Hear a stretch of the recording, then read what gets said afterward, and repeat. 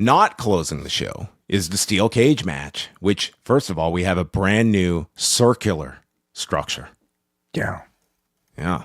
They were working overtime here for this one. The Iron Circle. Remember that? Remember that MMA concept?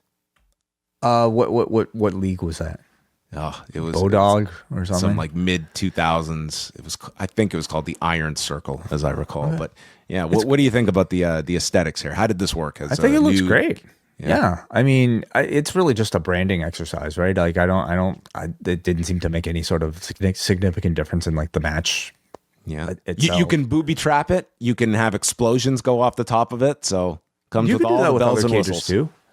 Yeah. Wow. But this was nice. It's something that's AEW's own. Well, I guess WWE has the Elimination Chamber, which is sort of a circular cage, but it's good to change it up, Maybe they'll do a triangle next. Okay, yeah, for Tekla. Yeah. MJF, Kevin Knight, Kazuchika Okada, Kyle Fletcher, Andrade, and Jake Doyle against Mark Briscoe, Darby. One day after Darby's wedding. Take that, Will Ospreay. Yeah, and didn't take any time off. Or Trick Williams. Yeah, that's true. Kyle O'Reilly, Roderick Strong, Orange Cassidy, and Konosuke Takeshita. We have Max joining his whole team. They're wearing matching Team DCMJF shirts. And MJF and Andrade get into it at the beginning, and they have to be separated by their teammates. So we're already, that would kind of bookend this match. So we had the baby faces out with the conglomeration bringing their backpacks full of weapons, refreshments, and humans. So Roderick has this giant hockey equipment bag early on that he's using, and he's just whipping people with this bag with presumably hockey equipment in it, and then he strategically places it underneath the ring for later. Kyle pulls out an original Nintendo in his backpack with controllers. This is when you know that AEW has at least an older audience that are... The pop that this thing got was only outmatched by Kyle blowing into the Nintendo cartridge, and everyone in this arena... Was there anyone under the age of 35 in this building is my question. No, I don't think so. And I don't know what Nielsen data we still get for this, but like this firmly, I feel like falls outside of the demographic, this pop. But I mean, like we know it, of course, Yeah, but we're old, dude. We should not be the target. So anyway, I didn't know what this said about the audience, but they all went nuts for this. Yeah. And then he just used it as a weapon. I was like, fuck, man. Like these things are... I'm sure you could still get them. Yeah, you can, but... Briscoe's backpack has thumbtacks, and then Fletcher lawn darts Kyle into the corner. Kyle, who's like fresh off neck surgery from last year. Then Briscoe is thrown into the tacks. MJF is in the ring with Darby, and he goes to back body drop Darby. And you're thinking, oh, okay, Darby's going to take a tack spot. No. At some insane velocity, the dude flips himself so he comes down like face first, chest first onto these goddamn tacks. Dude, I've never seen a more violent tack spot than this. Yeah, even Darby looked surprised, a little. This is a guy who I feel like just loves pain. Dude, his hand was really cut up from these tacks. Like he landed at a horrible. He had no control of his landing, and they showed the replay. Like he goes face first into these and breaks the fall with. Look at this, his forearms and his hands. God, this was like, think of like the absolute worst way to take a tack spot, and this guy's like, I'll do it. Yeah, well, I would think the eyeball, which I felt what came dangerously close, like in this particular spot. Yeah, so man, that was Darby's first spot of the match. Cassidy pulls out from his backpack a gift from Willow. It's orange slices for intermission of the match.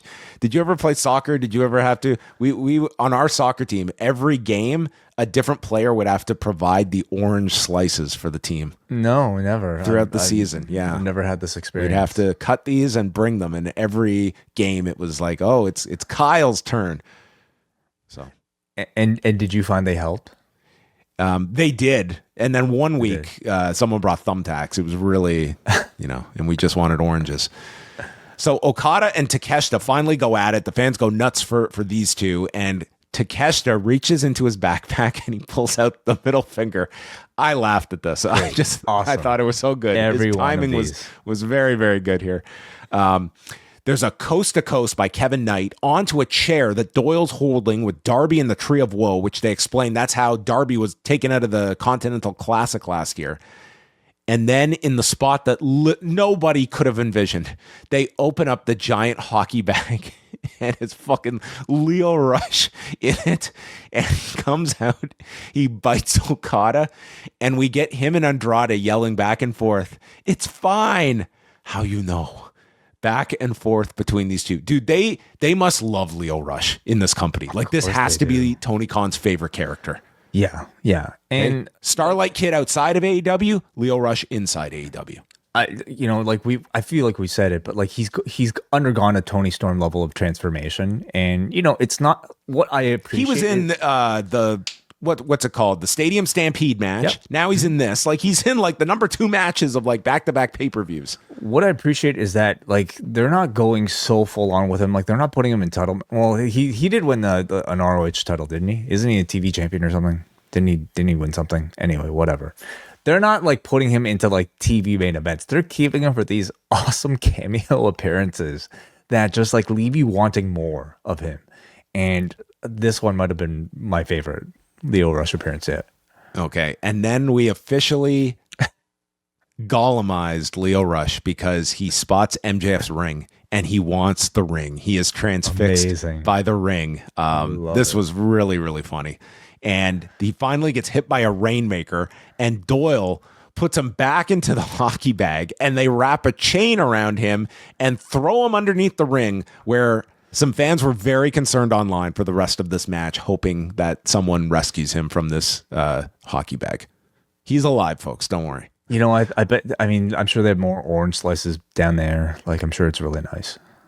I'm really glad that this did not end the pay-per-view. I feel this... I couldn't have imagined anything in the world following the main event that we're about to detail. Yeah. So I thought they made the right choice here going with I wouldn't have said that going into the show. No, neither did I. Like, I thought this would end the show.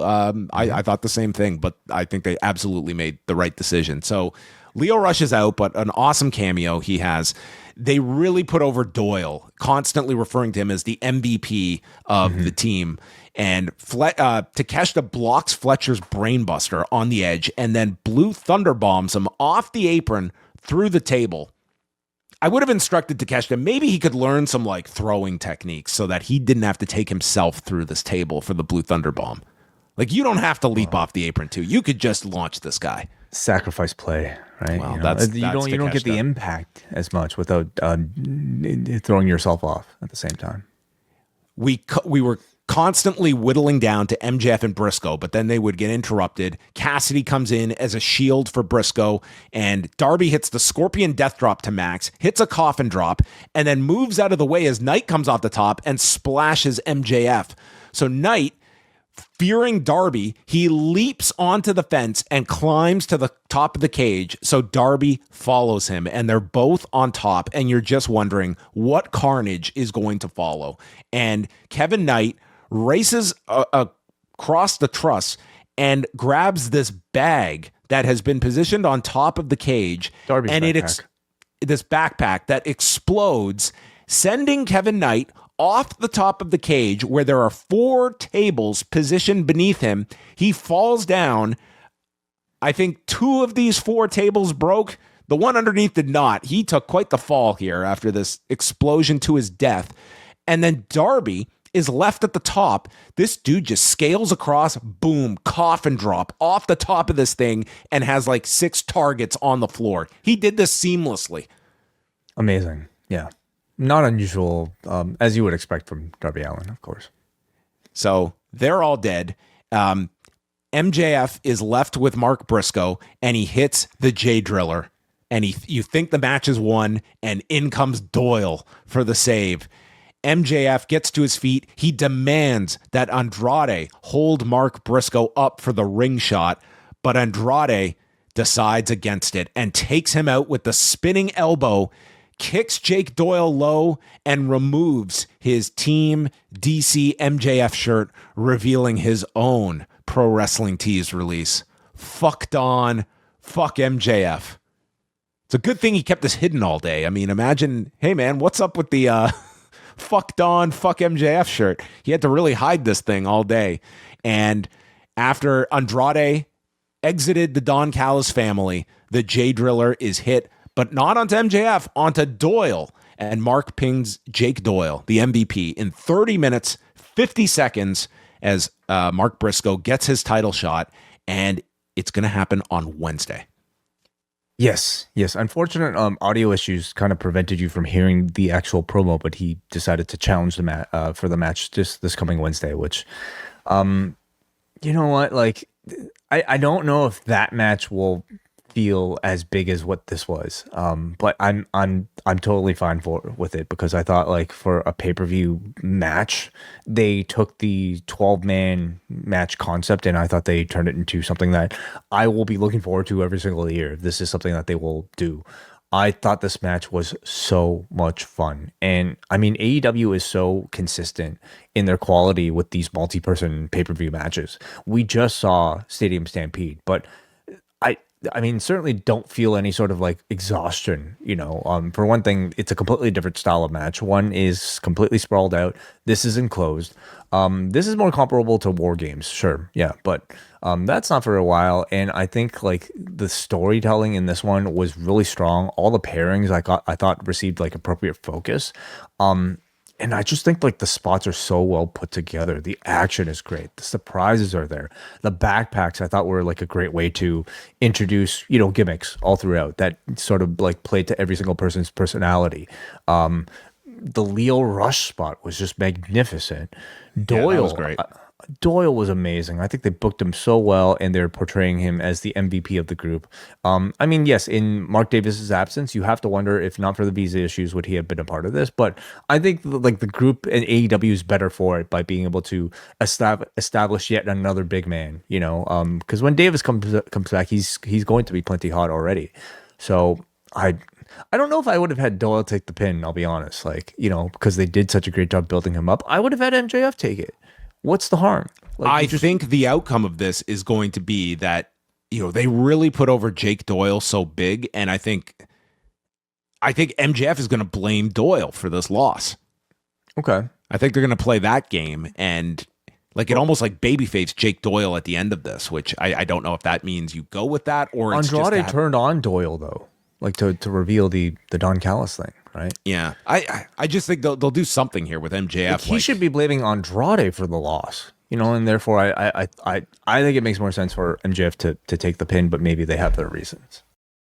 It's July on the Post Wrestling Cafe, and that means our extensive G1 coverage begins starting July 11th. We're going to have reviews of every single G1 card right up to and including the finals in the middle of August. Plus, Rewind Away takes a look at 2 episodes of Heels. We're also going to be going back to 2005 for a review of WrestleMania 21, and it is the start of our double shot episodes covering this season of Dark Side of the Ring. Plus, we are going to dive into the 3rd season of WWE Unreal. All that and so much more can be yours by signing up to the Post Wrestling Cafe. It gets you XL editions of Rewind to Raw, Dynamite, and SmackDown, Collision Course on a weekly basis, MCU later, and so much more.